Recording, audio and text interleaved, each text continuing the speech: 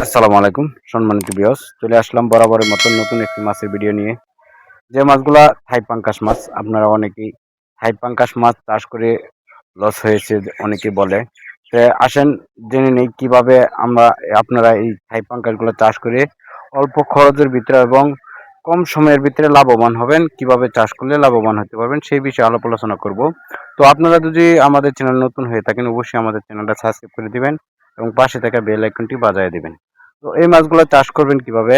অবশ্যই আপনাদের একটা ভালো পুকুর নির্বাচন করতে হবে। পুকুর নির্বাচন করে তারপরে এই মাছগুলা প্রতি শতাংশে। ওয়ালাইকুম আসসালাম। ভালো আছেন নাদিম ভাই?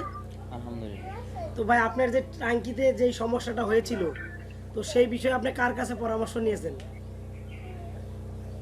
সেই বিষয়ে আমি সমস্যা হওয়ার পরে সেটা তো আগের ভিডিওতে বলছি কি কি হয়েছিল।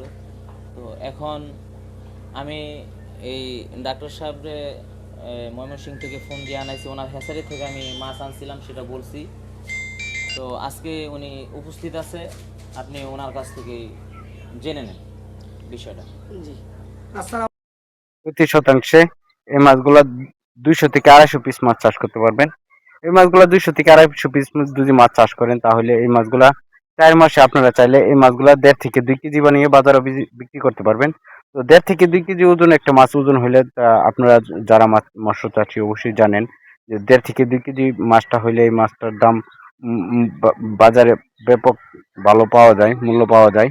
তো আপনারা যদি 1.5 থেকে 2 কেজি বানাইতে চান অবশ্যই আমাদের সাথে যোগাযোগ করবেন এবং স্ক্রিনে যে দেওয়া নাম্বার আছে এটা হলো ডাক্তার সাহেবের নাম্বার, অবশ্যই ডাক্তার সাহেবের সাথে যোগাযোগ করবেন। কেননা ডাক্তার সাহেবের সাথে যোগাযোগ করে পরামর্শ করে যদি আপনারা মাছ চাষ করতে পারেন আশা করি অবশ্যই আপনারা লাভবান হবেন। তো আপনারা অবশ্যই আমাদের ডাক্তার সাহেবের সাথে যোগাযোগ করে মাছ চাষ করবেন এবং কোনো তথ্য পরামর্শ যদি আপনাদের জানার থাকে তাহলে অবশ্যই আমাদের ডাক্তার সাহেবের সাথে যোগাযোগ করবেন। কোনো মাছ নিতে হবে আমাদের কাছ থেকে তার মূল বিষয় না, আপনি যেখান থেকে মাছ নেন মাছ নিয়ে চাষ করেন, যদি পরামর্শ চান অবশ্যই আমাদের ডাক্তার সাহেব আপনাদেরকে পরামর্শ দিবে। তো আপনারা সবসময় আমাদের ডাক্তার সাহেবের সাথে যোগাযোগ করবেন, ডাক্তার সাহেবের সাথে যোগাযোগ করতে পারবেন, সমস্যা নাই। তো এই পর্যন্ত, আল্লাহ হাফেজ, আসসালামু আলাইকুম।